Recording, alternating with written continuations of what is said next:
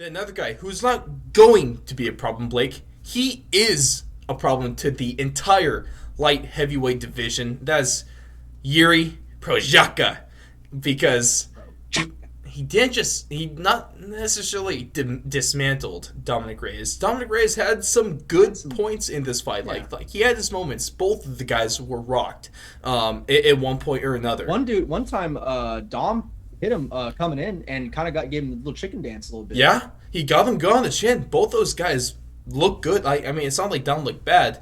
Jiri just looked. He just ran into a monster truck. Yeah, he's just something else, man. Jiri Prochazka lands the third ever spinning elbow knockout in UFC history, and that was right now. It is the favorite for knockout of the year, hands down, with that one. Or Corey Sandhagen. It's gonna be tough. Flying knee. Yeah. Flying knee is pretty good too. We already have some really good contenders right now, and it's only May. I think those are my top two. Those are my top two right now. I guess so. If I do a third, I would say Dustin Poirier versus Conor McGregor. Not because there's If Sandhagen got the knockout on Marlon Moraes. Oh yeah. With the spinning heel kick. That would have been my top, but since I think it was ruled a TKO because he kind of ground and pounded him afterwards. Yeah, but those are definitely top two. I would like to know which one you guys think has been the better knockout with Corey Sandhagen's flying knee or Jiri Prochazka's spinning elbow. Let's make a poll on Twitter about it. It will be out there. Just keep your eyes out, and the best way to keep your eyes out for that is by just following us at Fourth Long Radio on Twitter or at Fourth and Long Radio on Instagram. Links are in the bio if you are on YouTube. If you're not on YouTube, just go to thefourthandlong.com. And all the links will be on our website. But Blake, let's talk next fights for these guys. Jiri up first. Now, I have a few fights in mind. I just want to see which one you think would be best. So right now, before we're going into this fight, before the new rankings are released from the UFC, Jiri Prochazka currently sits at number 5 in the light heavyweight division. So I have a couple things I would like to throw out there. One of them being, let's just go up the list of the people ahead of him. He could have Thiago Santos, who's at number 4. He could have Alexander Rakic, that debatably he probably should have lost to Anthony Smith in that split decision. So I don't know why he's ahead of Thiago Santos, but whatever, so be it. It is kind of weird, huh? When I saw today, like, because I haven't really been keeping up with the rankings too much in light heavyweight. It's surprising, isn't it? I saw Rakic as number 2. I was like, damn, really? But really? It's because of when he beat Smith. He took Smith's ranking. Yeah, so it's understandable. Still questionable. Or, hell, we can just go the fast build, Blake, and just give Jiri the winner of Glover versus Jan. It sounds like that's the direction that the brass wants to take. I think that's the direction you should take. He's hot. You strike while the fire is hot. But the only thing that sucks is I think that Glover and Blachowicz are fighting in September. I think it's targeted for. Mm-hmm.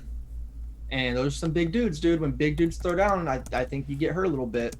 So if they throw down in September, October, November, I mean, December is maybe and that is a really quick turnaround for a champion. Yeah.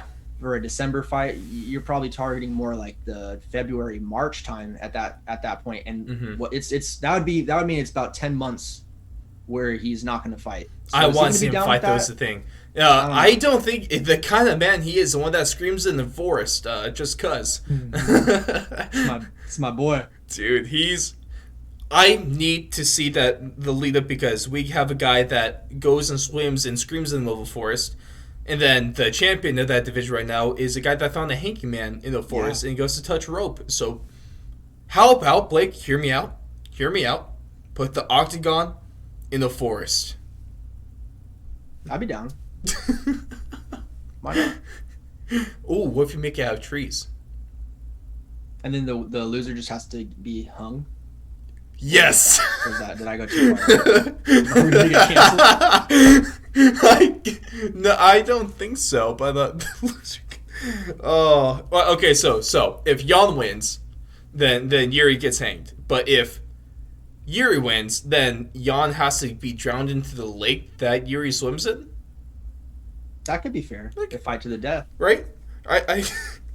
Oh, sweet. I think this gains some pro wrestling kind of grounds right here. Maybe need to back it off a little bit, but hey, no, let's have some fun. But so, do you think, from a fight perspective, well, I would like to see him beat the brakes off of Alexander and prove that he doesn't deserve that number 2 spot. That's what I would personally.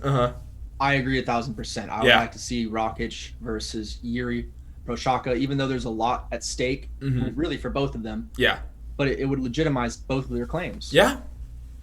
And I think Jiri busts that boy up. I think he messes him up. I really do. He busts him up. Because Rakic has amazing kicks. But I don't think Jiri is just going to swarm him. No. And then that's why the whole thing, there's some questions saying, can Jiri win the title in 2021? Just pure off of logistics, it's extremely unlikely. Yeah. Yeah. If the Jan and Glover fight was closer to like August, maybe July. August. Yeah, then I'd say there's a good chance, but yeah. But since it's not, there's probably not a chance, unfortunately, for him to get a title shot. I mean, and with Glover and Jan, the Octagon, there's a good chance that someone is going to sleep.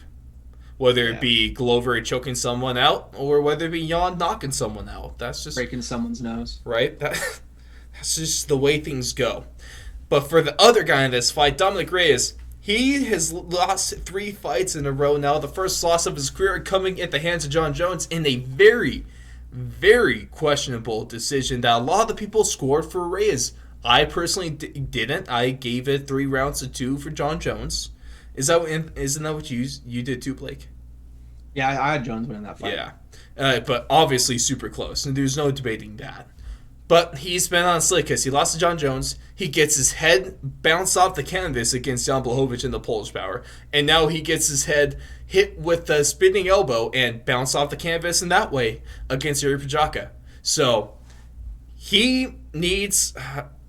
I'm saying that it wouldn't be the worst thing to give him a quote pick-me-up fight for his next one. Because I'm thinking, I was looking at the rankings and just seeing what we can do here. I think Anthony Smith and Magomed Ankalaev would be a very tough night at the office for him. Smith could be a good fight stylistically. So those are the 6th and 7th guys just going down the rankings. He shouldn't fight anyone at the top 5 at this point. He already fought number 8 ring Volkan Ozdemir and beat him, obviously. I think we go maybe Nikita Krylov. He could, yeah. I don't think Dom's gonna fight for a while. I don't know if he's even gonna fight again this year. I kind of feel bad for him. Dude, he's had like 3 losses in a row and one that he doesn't consider one, but it's like, dude, you still lost. Yeah, and he's only gone up against the murderers. And he's only gone against straight killers. So that's just kind of the way it goes sometimes. When you're at the when you're swimming with the sharks, sometimes you're gonna get bit. The only problem is that 12-0 record is looking a little suspect at this point. But he's beat some phenomenal people. I mean, don't forget, he beat Weidman. Yeah. He's beaten some studs, man. So it's a really weird position for his career to be in. Yeah, he's in a tough spot now, man. He's really in a tough spot. And it seems like he's going through so much change all the time. Like if you watch the UFC Destin, he talks about how he switched everything up when he, got to the championship fight against Jon Jones. He decided like, oh, I got to be like these certain guys now. All these champions train this certain way. I need to go like that. And then gets his ass kicked by Jan Blachowicz, and then he goes and changes back to how he used to be before. And I just think there's just so much motion right now. He's a little unsure of himself. It just kind of sucks. I think he needs to take some time off, reevaluate, and get a lower level opponent so you can get your But your confidence back. There's no denying that he has talent. He belongs in the UFC. There's no way that he doesn't. If anything, you could just call him a future like heavyweight Bellator champion of the world. That's fine. But I think he belongs in the UFC. The UFC just has to give him not a gimme fight, but a fight he should win. I think would be fair to him. And I think Krylov is the way to go.